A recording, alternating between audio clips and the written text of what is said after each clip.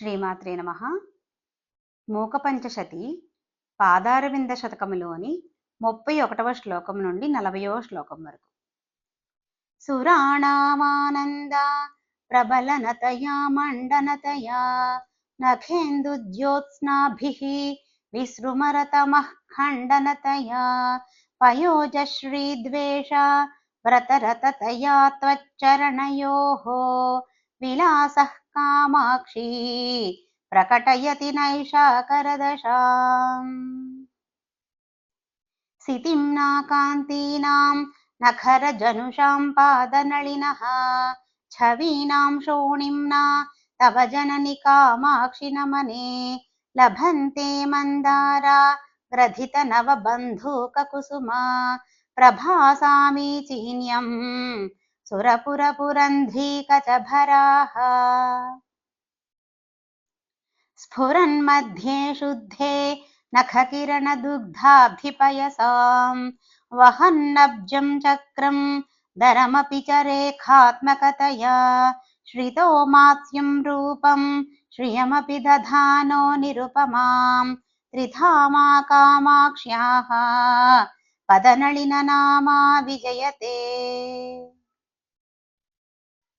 నఖశ్రీ సన్నద్ధా స్తబక నిచితస్వైశ్చ కిరణైః విషంగైః కామాక్షి ప్రకటితలసత్పల్లవరుచిః సతాం గమ్యః శంకే సకల ఫలదాతా సురతరుః త్వదీయః పాదోయం తుహినగిరిరాజన్యతనయే. వషట్కుర్వన్మాంజీరఘా కలకలైః కర్మలహరీ హవీం క్షిప్రోద్దండం జ్వలతి పరమజ్ఞానదహనే మహీయన్ కామాక్షి స్ఫుటమహసి జోహోతి సుధియాం మనోవేద్యాం మాతస్తవ చరణయజ్వాగిరిసుతే. మహామంత్రం కించిన్ మణికటకనాదైరివ జపన్ క్షిపన్ దిక్షు స్వచ్ఛం నఖరుచిమయం భాస్మనరజః నతానాం కామాక్షి ప్రకృతిపటురుచ్చాట్య మమతా పిశాచీం పాదోయం ప్రకటయతి తే మాంత్రికదశాం. ఉదీతే బోధేందౌ తమసి నితరాం జగ్ముషి దశాం దరిద్రాం కామాక్షి ప్రకటమనురాగం విదధతి సితేనాచ్ఛాద్యాంగం నఖరుచిపటేనాంఘ్రియుగళీ పురంధ్రీతే మాతః స్వయమభిసరత్యేవ హృదయం.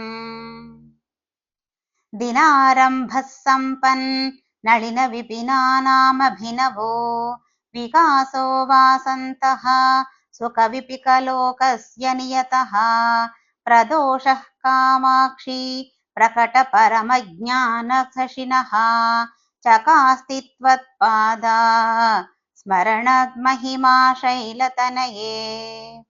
ధృతఛాయం నిత్యం సరసిరుహ మైత్రీ పరిచితం నిధానం దీప్తీనాం నిఖిల జగతాం బోధజనకం ముముక్షూణాం మార్గ ప్రధనపటు కామాక్షి పదవీం పదంతే పాతంగీం పరికలయతే పర్వతసుతే.